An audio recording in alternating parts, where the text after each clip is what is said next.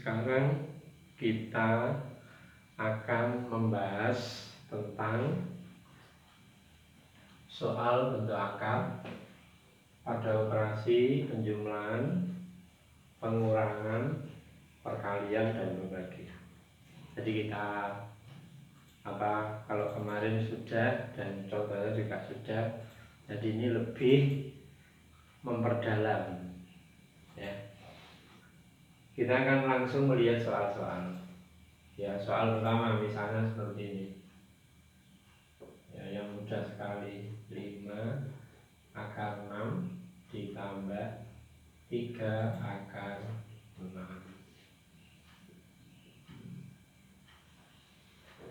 Untuk menjumlah maka akarnya harus sejenis, akar 6 akar 6. Jadi ini langsung yang dijumlah 5 dan 3 sama dengan 8 akar 6.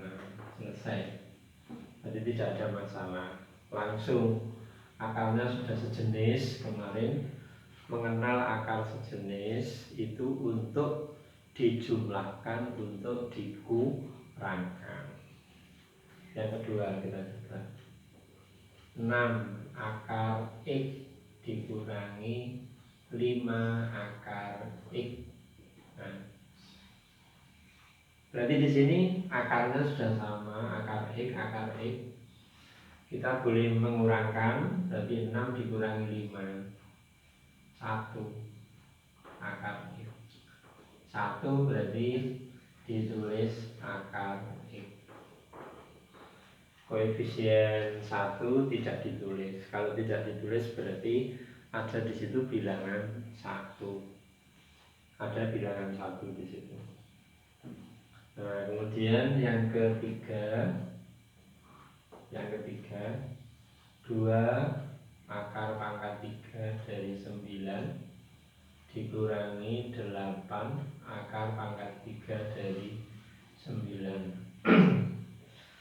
Kita mencoba berikutnya, sudah kita tingkatkan akarnya, akar pangkat 3 tidak masalah. Karena apa? Ini akar pangkat 3 9, ini akar pangkat 3 9. Jadi tidak masalah karena akarnya masih sejenis. Jadi boleh dijumlahkan langsung atau dikurangkan. Karena dikurangi berarti 2 dikurangi 8, berarti hasilnya min 6 akar pangkat 3 dari 9. Tidak bisa ini akar pangkat 3 dari 9 karena 9 itu 3 pangkat 2, berarti sudah selesai. Jadi sudah selesai karena sudah sederhana. Kita coba berikutnya. Soal nomor 4.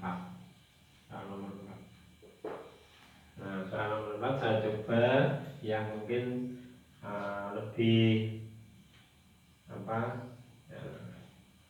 lebih kompleks. 108 ditambah 2 akar pangkat 3 dari 32. Nah, kita sudah mulai menghadapi bentuk seperti ini ya.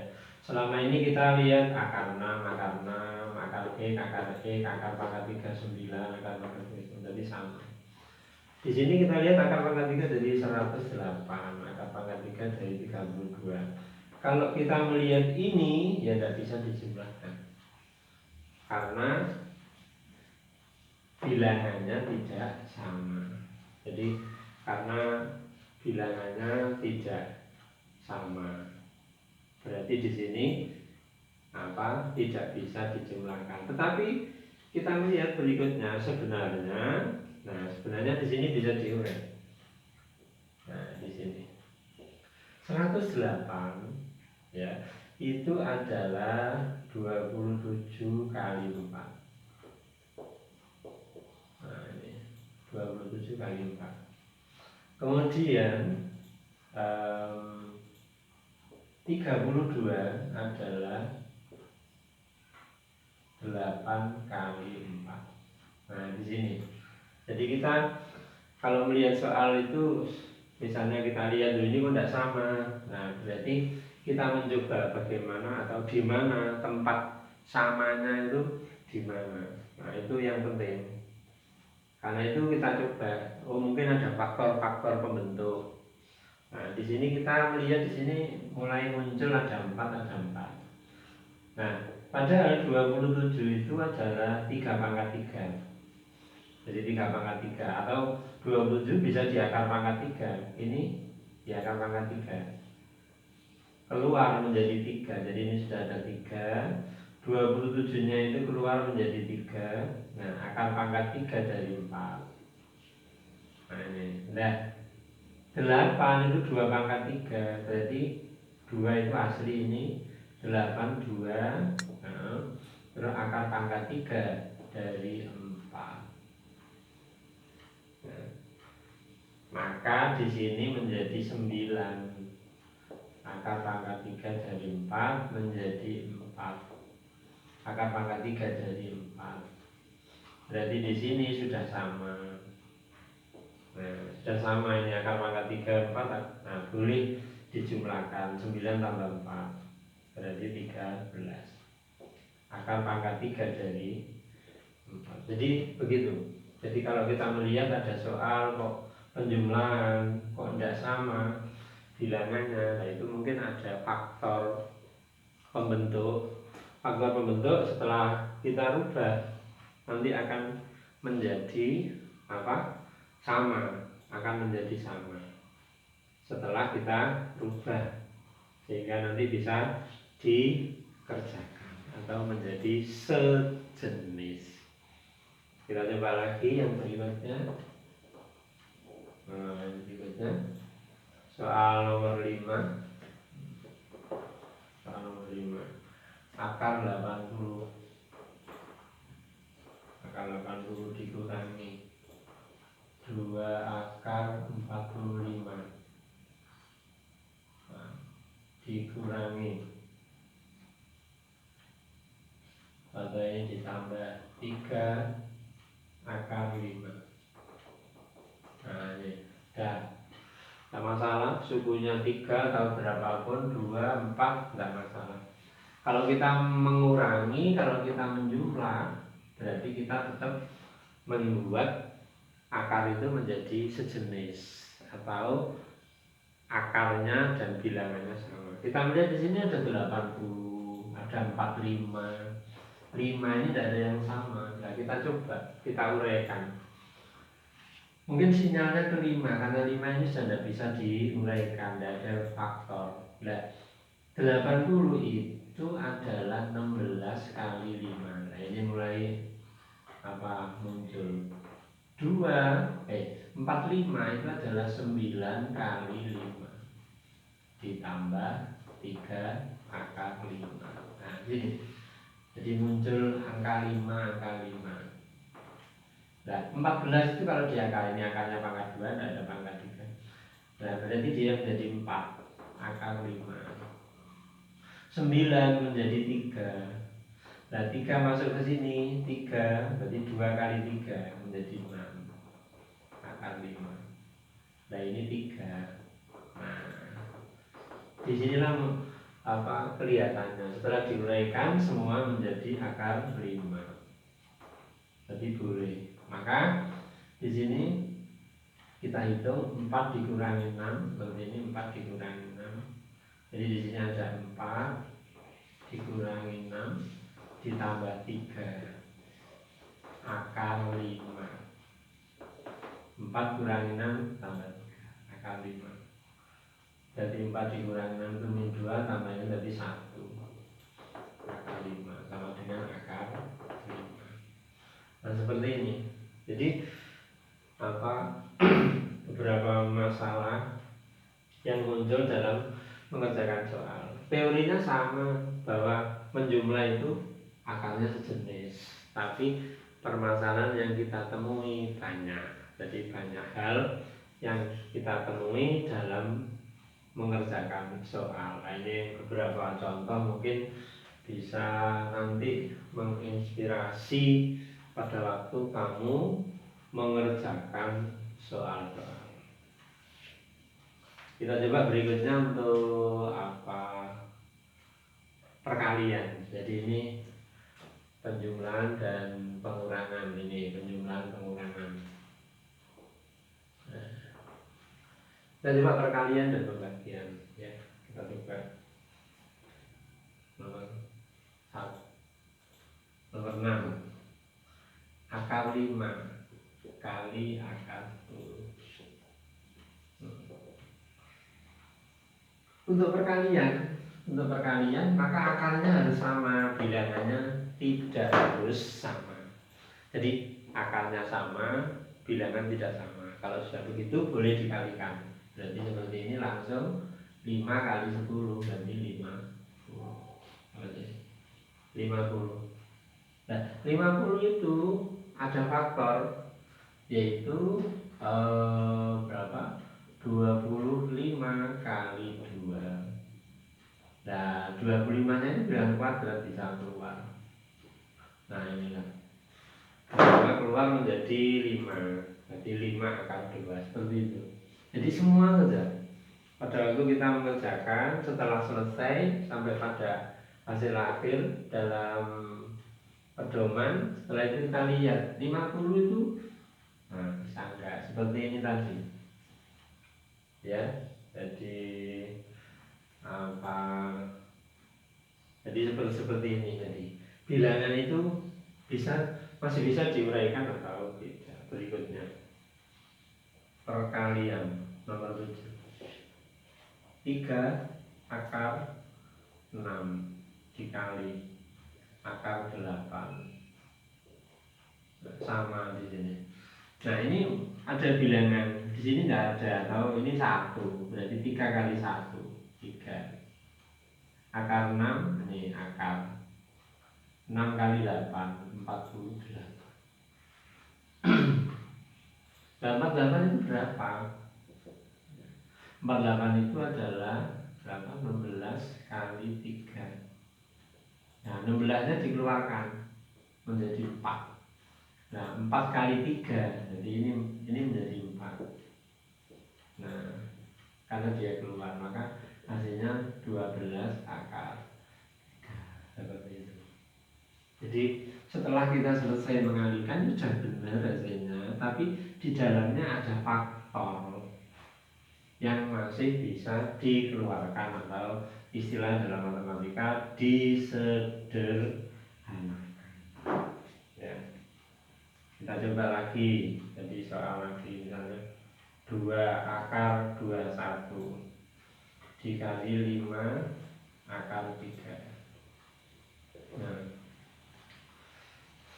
Nah, di sini ada koefisien, maka perkaliannya 2 dengan 5 koefisien 2 kali 5 berarti 10. Gitu caranya. 21 kali 3 63. Nah, seperti ini. Sudah selesai, tapi kita lihat 63 ini adakah faktor yang masih mungkin bisa dikeluarkan? Ternyata masih ada, yaitu 9 kali 7. Nah, 9-nya keluar menjadi 3 di akar 7. Nah, 10 kali 3 30 akar 7. Jadi seperti ini. Jadi 63 masih bisa diurai faktornya, ada 9, 9-nya dikeluarkan menjadi 3. 10 kali 3 menjadi 30. Jadi hasilnya 30 akar 7. Nah, ini untuk perkalian. Sekarang kita coba untuk pembagian. Soal nomor 9. Pembagian. Akar 48 dibagi akar 4. Ya. Pembagian sama, syaratnya untuk perkalian untuk sama. Akarnya harus akar sama. Bilangan enggak masalah. Berarti di sini langsung bisa, berarti di sini 48 bagi 4 ini adalah akar 48 dibagi 4 atau berapa itu? Akar 12. Nah, 12 itu adalah 4 kali 3. 4-nya dikeluarkan menjadi 2. Jadi 2 akar. Seperti itu. Jadi konsep dasar dikuasai, kemudian diterapkan. Jadi konsep dasarnya kalau ada menghadapi pembagian, akalnya sudah sama, berarti boleh, bilangan tinggal membagi. Setelah selesai membagi, apakah ini ada faktor yang bisa dikeluarkan, diurai, bisa dikeluarkan. Ini yang penting. Berikutnya kita mencoba misalnya